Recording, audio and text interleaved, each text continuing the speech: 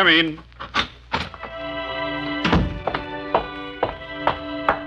Sergeant John Kenneth Smith, Royal West Kents reporting, sir. Oh, yes, Sergeant. You volunteered to become a commando soldier. Yes, sir. You are, I believe, an expert with explosives. Somewhat, sir.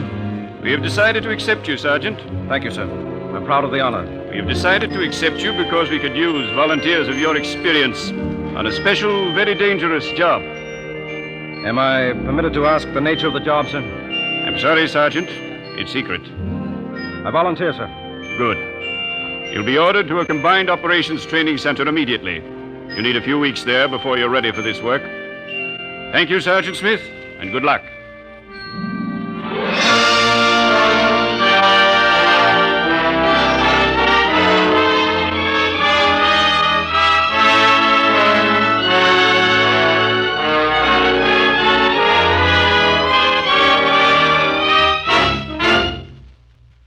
The National Broadcasting Company, in cooperation with the Council on Books in Wartime, presents the premiere of Words at War, a series based on the most important books to come out of this war.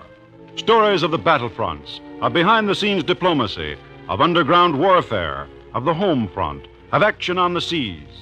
Each is a living record of this war and the things for which we fight. Tonight's story is based on material from the recently published book, Combined Operations, the official story of the British Commandos.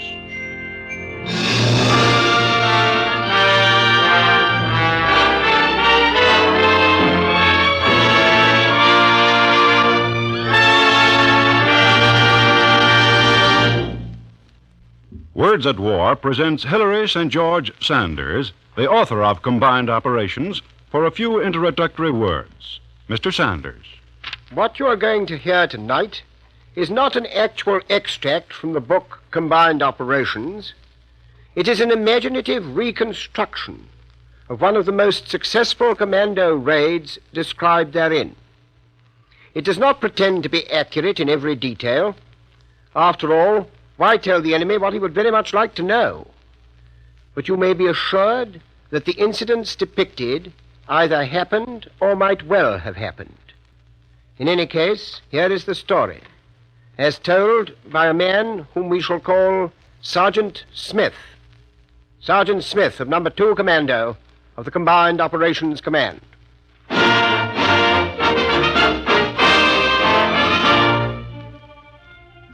Actually, Smith is not my name, but for reasons of military security, I must be Smith.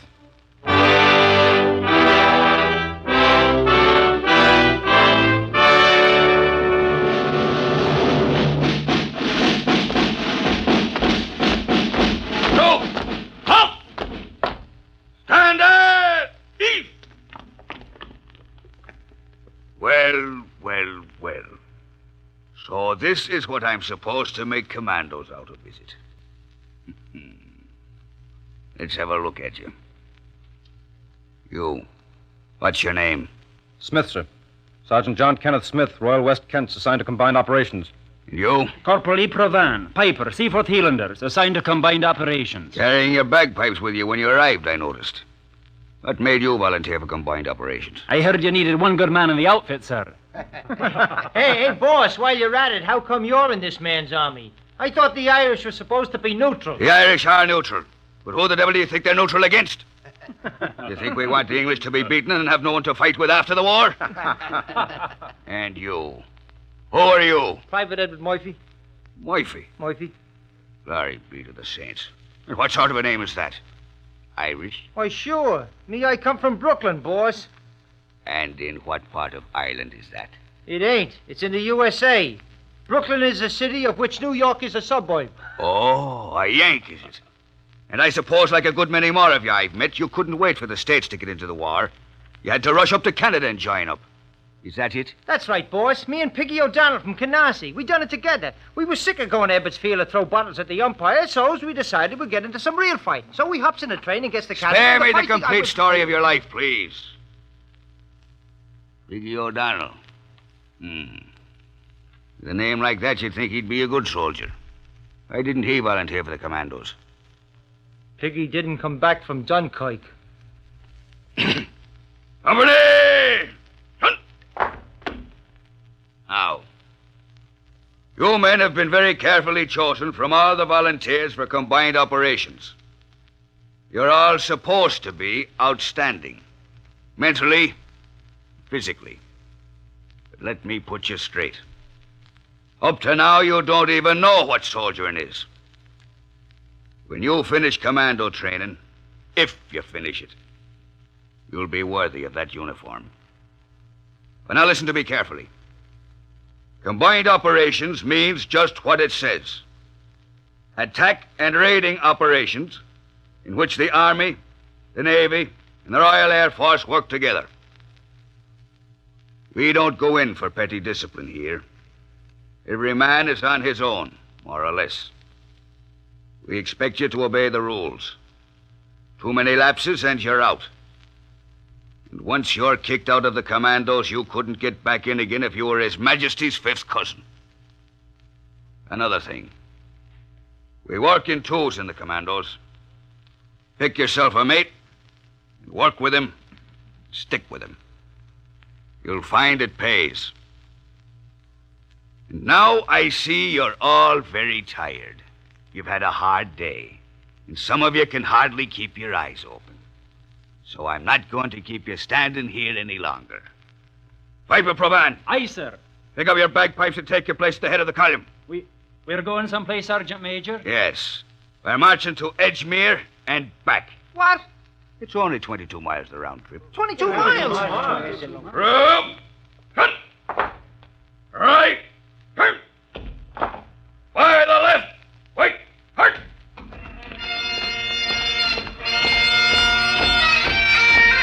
All right, hit the king! Hurt!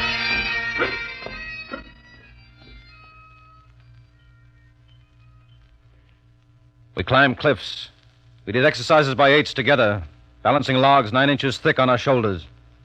And we learned to handle one of the most devastating instruments of death known to modern warfare. Now watch me close, boys. This cottage is a strongly held German position. We're the demolition squad. You, over there. You're the protective squad. Open fire on the Germans. That'll give us a chance to work. Now, boys, while the enemy's supposed to be in that house is engaged by the others, we'll get our little gift ready for him. Take this satchel charge. It's a number of blocks of TNT held together with wire with a satchel handle for carrying it. We set the fuse, like so. We insert the igniter, like so. Now, while our own fire covers us, we run to the house, ram it up against the wall. Now, run back like blazes. Run, you terriers, run! Down, boys! Down on your faces! Down!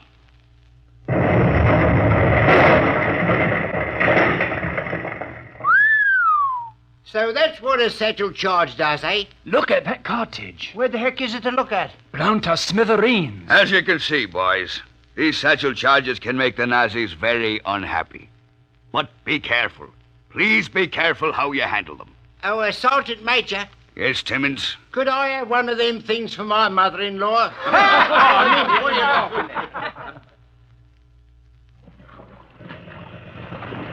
All right, move on. Colonel in London had told me my mission would be dangerous. He hadn't told me quite how strenuous commando training would be.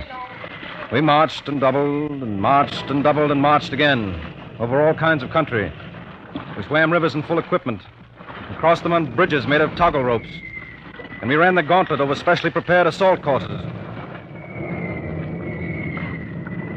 Hey, Brooklyn! Wifey!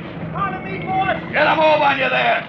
But, boss, these bombs are real. Aye, and the bullets, too. Look, you smashed the bayonet of my rifle. Half an inch lower and I'd have been ex-corporal Pravan. Blimey, Sergeant Major, this game of yours is too dangerous. Real bombs and ammunition, is it? And what do you think the Germans will throw at you? Spitballs? Get going and take that objective.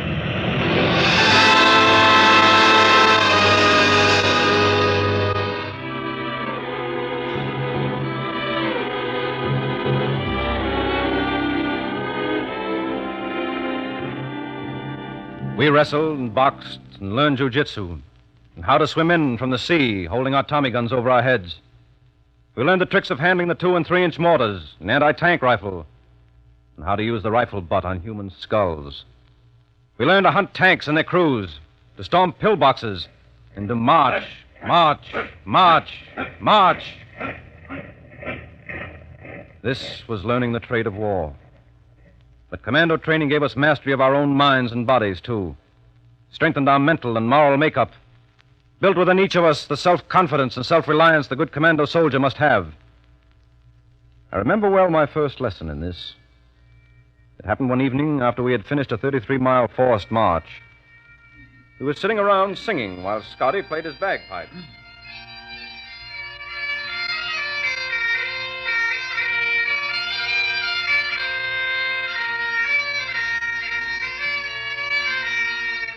That was a bit of all right, that was, Scotty. Encore. Come on, Scotty.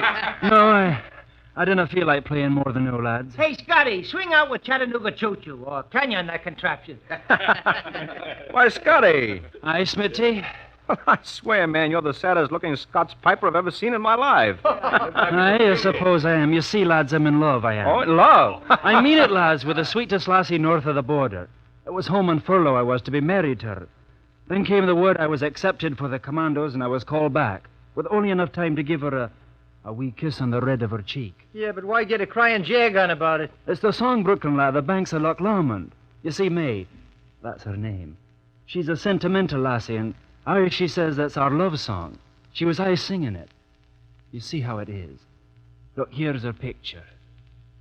Oh. Well, she's very lovely, Scotty. Isn't she? Congratulations, Scotty. Oh, Ma, she's a beauty, ain't she? Hey, here comes the great Snigglepuss himself, boys. Aye, the sergeant major's riding one of them Yankee jeeps. Gee, it's good to see you, boss. I wouldn't have been able to sleep tonight if you hadn't come back. I see you're in fine fettle, Murphy. Honest, boss, I'm not kidding. I was just saying to the guys, if the sergeant major don't come back before they sound lights out, I said, I won't be able to sleep. Well, there'll be no lights out tonight. Huh? You're on your own, boys. The next parade's at 6 a.m. tomorrow morning at map reference A144G16 on your scout map. A144G16. 6 a.m. Where'd he say?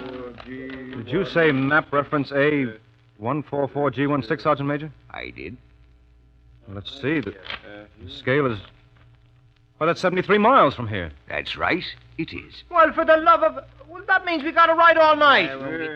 Okay. Maybe this is your idea of fun, boss. When'll the lorries be along to pick us up? There won't be any lorries, Murphy. Huh? What's that? No lorries? But Sergeant Major, how are we supposed to get there? It's 73 miles away. That is your problem. Be there at 6 a.m. or you'll be on a charge. Absent without leave. Good night, commandos.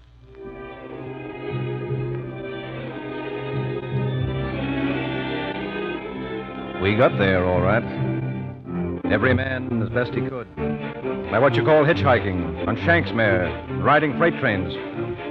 Yes, we were beginning to realize by then that as commando soldiers, we were expected to solve our own problems. But finally the day came when we stood on parade. Those of us who had come through the grueling training, on parade under the happy, contented glare of our Sergeant Major. And we heard our commanding officer, Lieutenant Colonel Newman, say, Well, men, you've come through all right. You're now commando soldiers, but you have no time to rest on your laurels. From now on, you'll continue training constantly, side by side with the naval units of the Combined Operations Command and the RAF. Those of us who are lucky will carry out raids on enemy territory. Those of us who are extremely lucky will return from them. And between raids, we'll continue training. We'll never know when what looks like a training operation will turn out to be the real thing. Welcome to Number 2 Commando.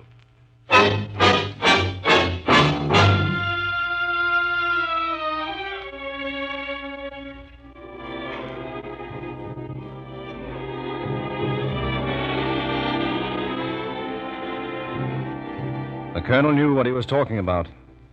For weeks, in all weathers, we trained with the naval arm in craft large and small. Much of this I am not at liberty to describe. But I can tell you about one cruise that we took for reasons other than the good of our health. We'd gone aboard this vessel one day in March 1942, and under orders went below and stayed there. In the wardroom, Brooklyn was attempting to teach Scotty a rather non-bagpiper's tune. No, Scotty. Listen. This is the way it goes. You leave the Pennsylvania station round 3:45, read a magazine, then you're in Baltimore. Dinner in the diner. Nothing could be finer to have your ham and eggs in Carolina. I'll try that part. You'll have me daft with your Yankee airs. You're just seasick, Scotty. Wait till we get back ashore and make a regular jive book out of you. Yes, when do we get back ashore? We've been going for hours in this here ship we have. Blimey if we ain't, Timmins. What's it all about? Does anyone know the name of this ship? Blimey if I do. You, Sergeant Major? Hey, where is the Sergeant Major? As soon as we saw Colonel Newman and the troop commander, we knew something was going to happen. Men, this is it. We're on our way to raid Nazi-held territory. This ship, HMS Campbelltown, was formerly the USS Buchanan. No doubt you've noticed the changes that have been made in her structure and the clumsy way she's been steering. That's because she's packed to her bottom with tons of explosives and scuttling charges. Makes her hard to handle. Scuttling, sir? Oh, I'm sorry, sir. Yes, the Campbelltown's to be scuttled in the port of Saint-Nazaire. Saint-Nazaire has the only dry dock on Europe's west coast big enough to accommodate the Nazi battleship Tirpitz. We're going to ram the Campbelltown against the gates of the lock leading to the dry dock and keep the Tirpitz out of the Atlantic. We're going to ram her at exactly 0130 tomorrow morning, about 20 hours from now. The Navy men will take care of the scuttling and set the time fuses for the delayed action charge that will blow up the ship many hours later. While they're doing that, we of Number 2 Commando will be ashore, destroying powerhouses, bridges, and other objectives. We'll have just 2 hours to do our job. Complete instructions with map references will be issued in an hour. Any questions? Are we alone in this operation, sir? Or are the motor launchers that were with us when we started out still around? As you'll see when day breaks, the MLs are still with us. We have also a destroyer escort. The MLs will take us off at the old mole in Saint-Nazaire when our job is done. Anything else? But suppose it fizzles, sir. Suppose the delayed charge and the ship fails to go off, and suppose we can't manage the rammer against the lock gates. What then? We've got a plan to cover that. Sergeant Smith. Sir. This is the job I spoke to you about when you volunteered for combined operations. Your particular job is to get ashore with your section just as soon as you possibly can when the ship rams the lock gates. Go to the powerhouse that operates those gates and destroy it. One way or another, we'll keep the Tirpitz out of the Atlantic.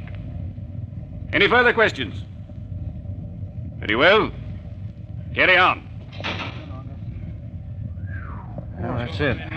I'll lay you 50 to 1 that none of us comes back alive.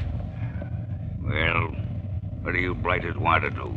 Live forever? I'll take you up on that bet, Timmins. Even if I lose, the odds are too good to pass up. Yeah, you're Scotty, But all right. I'll not lose. I've got to come back.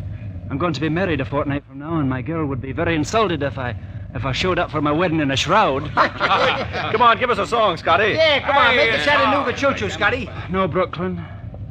Somehow I don't feel like playing the pipes. I think I'll just lay down for a while and think, if you don't mind.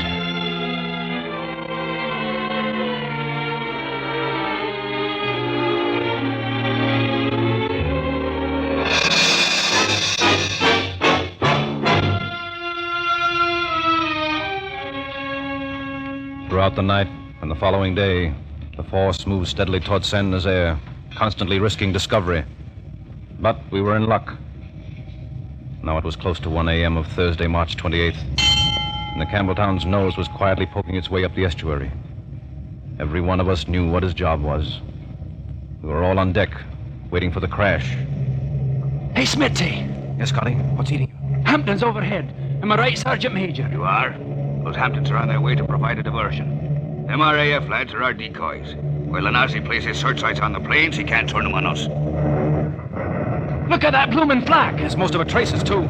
John, if it don't remind you of Coney Island on the 4th of July. Those Hamptons are laying plenty of eggs in there. Yeah. Flat on deck, everyone! Flat on deck, they've spotted us! Full speed ahead. Force draft. Hey, you blasted nasties. If you don't stop shining that searchlight in my face, I'll be letting you have it. Never mind the whispering now. They've spotted us. Lie flat. We're about to open fire. Lie flat on deck. Then it began. German searchlights ashore flooded the estuary, revealing in sharpest outline every ship in the force. The Campbelltown was still nearly 2 miles from the lock gates. From shore, the tracer shells came pouring in beautiful illuminated arcs. Our ship's bridge was being heavily battered. The deadly rockets hurtled out from Nazi batteries to smash through the gallant ship or ricochet from her sides like exploding stars. Her foredeck was afire. Masts had toppled. Funnels sheared off. But her skipper, Lieutenant Commander Beatty, sent his ship tearing full speed ahead toward the lock gates. Ready, boys? Don't lose your bearings. Feet on shore when our jobs are done. Is that understood? Yes, sir. Hey! Smith, you and your men get the powerhouse. Right, Sergeant Major. Fine. Now brace yourselves. He's going to hit the gates, and when she does... Murphy, lad. What is it, Scotty? We were supposed to crash at 0130. It's now 0134. Will you kindly go up and tell the captain that there's a Scotsman aboard his ship who doesn't think much of his navigator? Oh! Get ashore!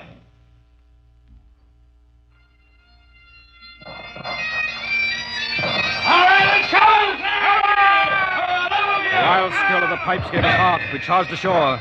Our covering parties protected the demolition parties while dynamite was set and discharged.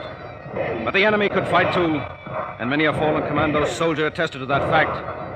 Up went the pump house, and after it the lock gate power station. My own particular job, accomplished unfortunately at the sacrifice of 2 brave men. Building after building was set afire. For our allotted 2 hours, we worked like madmen. And when 3:30 came, Sergeant Major pulled us together at the appointed place.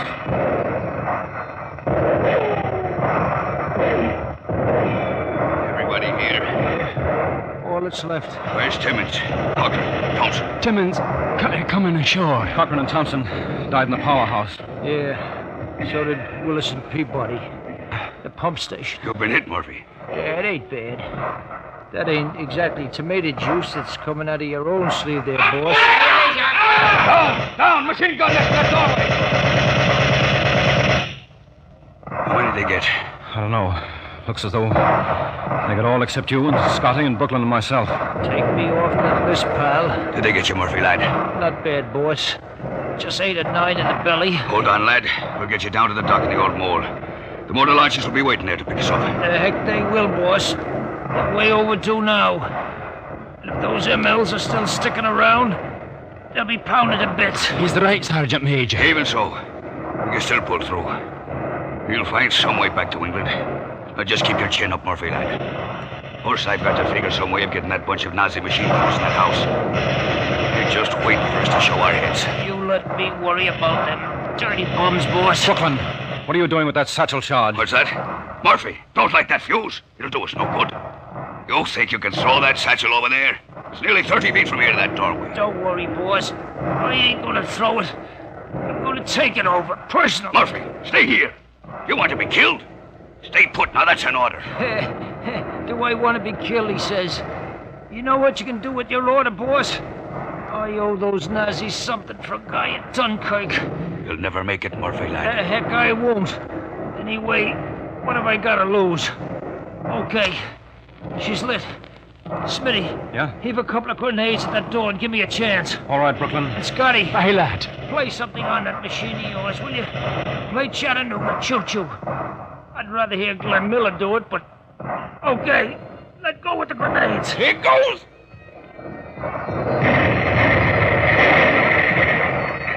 Good luck, Murphy. Don't stumble, boy, or we'll all be dead horses. He'll never make it. He'll cut him down before he can... That's what you think. Stop!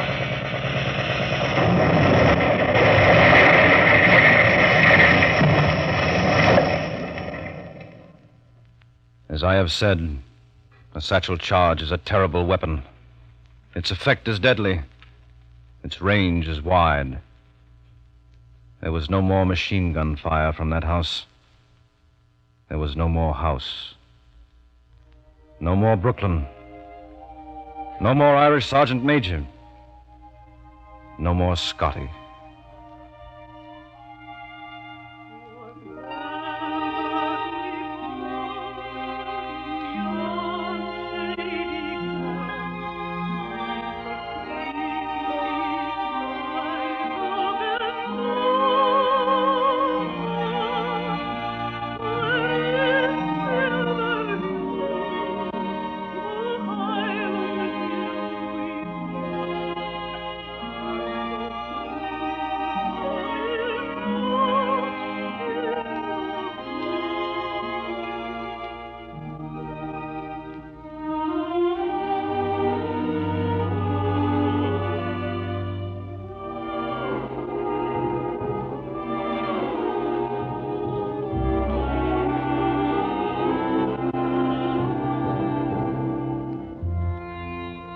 I shall never know how I escaped the effects of that satchel charge. And you won't know, at least not yet, how I escaped from France and returned to England.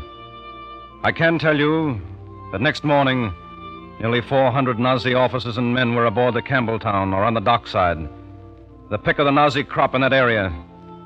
Precisely at noon, when they were deep in the bowels of the ship or close by her, our delayed charges went off, blowing them all to Helgoland. But military security forbids my telling you more, at least until the war has been won. Meanwhile, we commandos are awaiting the biggest raid of all, bigger than the ones on Saint-Nazaire, on Dieppe, and on North Africa. The raid on Hitler's fortress Europa itself.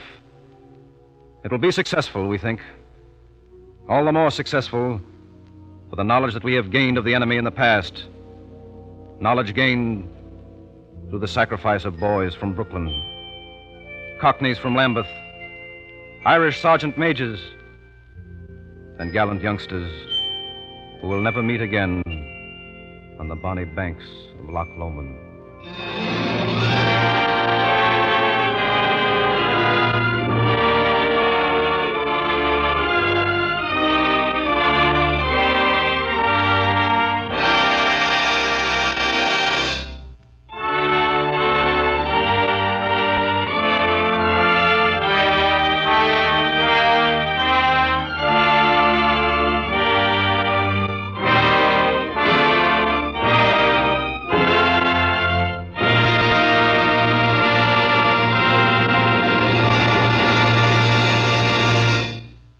You have heard the first of a new series of programs called Words at War. Stories told by men and women who have seen them happen, adapted from the most important books to come out of this war. Tonight's story was written by Richard McDonough of the NBC script staff and was based upon a portion of Hilary St. George Sanders' combined operations.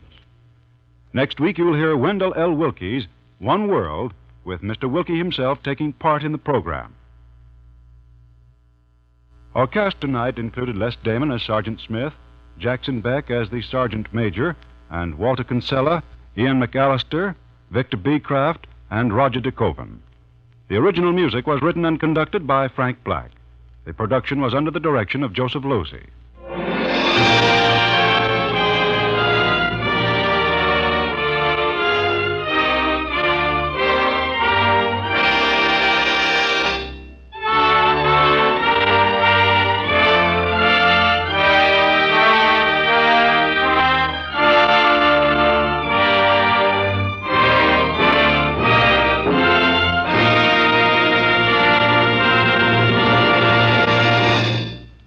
This program has been presented in cooperation with the Council on Books in Wartime by the National Broadcasting Company and the independent radio stations associated with the NBC network. This program came to you from New York.